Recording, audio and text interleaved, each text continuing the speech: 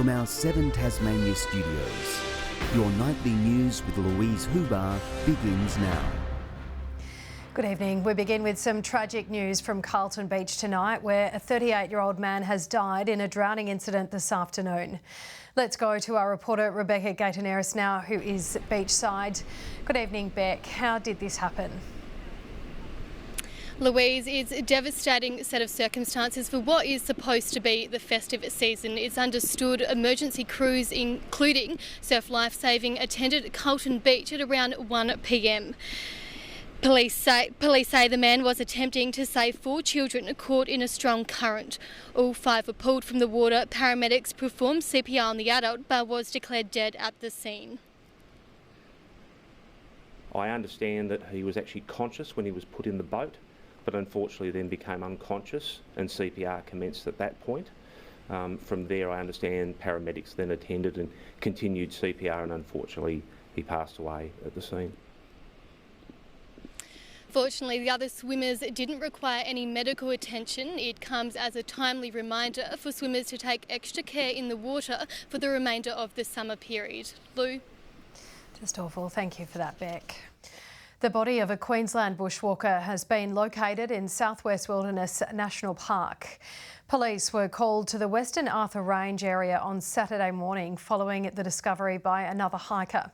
It's believed the 54-year-old man was trekking alone, with police saying there are no suspicious circumstances behind the death. It follows the death of a man on Christmas Day while bushwalking at Cradle Mountain National Park. A New Year's Eve staple will be sticking around for now. Launceston's Beerfest, the latest event to receive a funding boost. Crews were hard at work setting up today, while the Taste of Summer Day 2 is underway. Beer's not the only thing flowing at one of the summer's biggest events. $150,000 committed to Beerfest. For every dollar the state government puts in, $12 come back into the wider economy. Launceston City Council's recognising the benefits for local brewers, producers and the community, chipping in $46,000, raising a glass to the festival's future at Royal Park, secured until 2026. This is really just a celebration of community and a celebration of Launceston, Tasmania. Set up underway for what's expected to be the biggest event yet, with something for everyone, including beer, food, music, comedy and fireworks. The big opportunity for us is to try and make this a multi-day event, but we need just continued support to be able to do that. 10,000 people have already bought a ticket, leaving only 1,000 left. There'll be some gate sales available, but it all depends on how the crowd's moving on the night. So we're encouraging people to get in early. The Taste of Summer reeling them in, thousands flocking to Hobart's waterfront. Day 1 numbers an increase of 30% on last year. The festival announcing the winners of its 5 inaugural Stallholder Awards, including Best Sweet Treat or Dessert, won by Canopy Ice Cream. He actually burst into tears. It was really beautiful. A beautiful and tasty way to end 2024. Zeke Gaffney, 7 Tasmania News. From a tight election race to controversy over the bungled Spirits of Tasmania project, it's been a turbulent year for state politics. As 2024 draws to a close, Tasmanian political party leaders reflect on the year gone by and what their priorities are for the future. Securing a 4th term in power, but unable to break the shackles of minority government.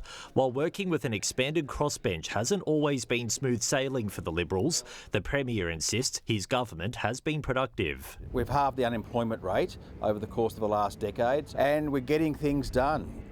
Brand new schools, new bridges, upgrading hospitals. Getting nearly its entire agenda for 2024 through the lower house, but revelations birthing upgrades in Devonport faced further delays for the 2 new Spirit of Tasmania ferries, causing a political storm and catastrophic setbacks for businesses. Tasmania's gone from when Jeremy Rockcliffe first became the Premier as having the highest levels of business confidence to now having the lowest. Triggering the downfall of former Infrastructure Minister Michael Ferguson, forcing Jeremy Rockcliffe to step in, who set a later completion date for October 2026, while leasing options for Spirit 4 are explored overseas in the interim. We intervened and we're getting the job done. The Liberals spending another year under fire over its transparency and accountability, shelving plans for a mandatory pre-commitment development pokies card amid criticisms of caving to vested interests. It was shocking to understand that Jeremy Rockliff had willfully deceived Tasmanians since the election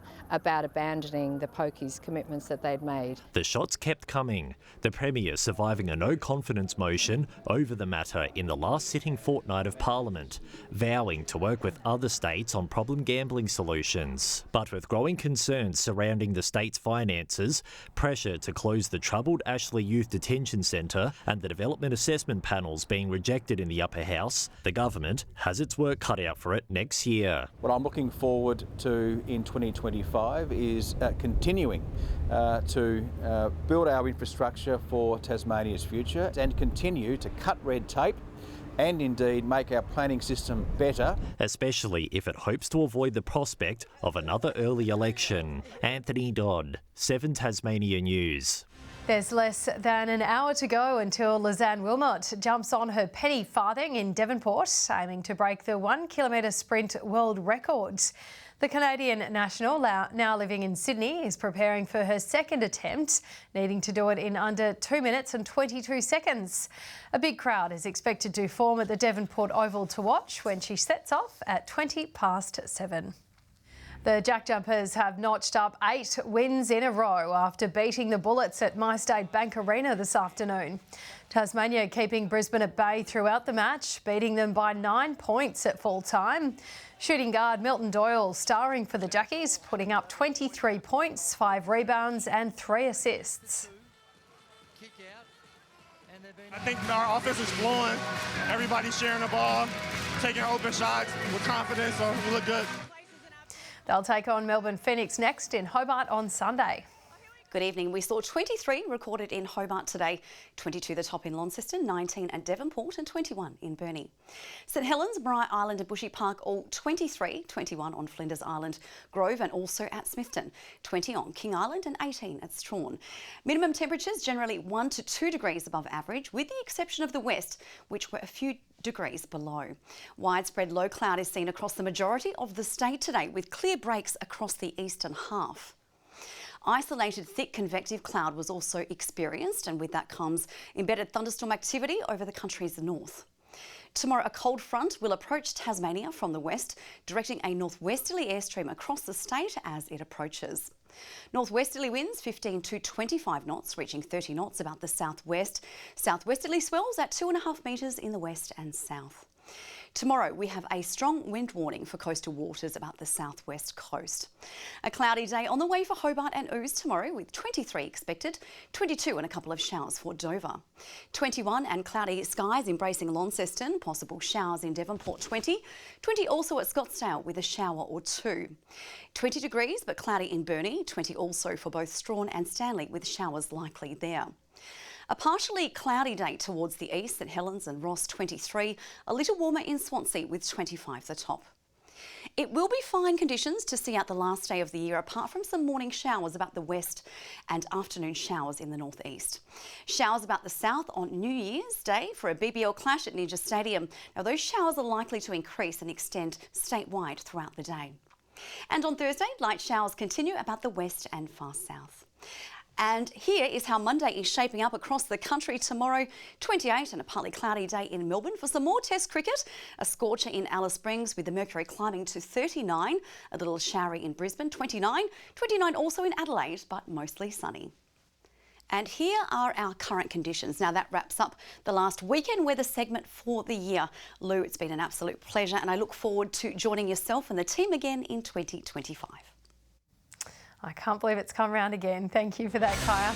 That's all your news for this Sunday night. Thank you so much for joining us and enjoy the rest of your evening. Good night.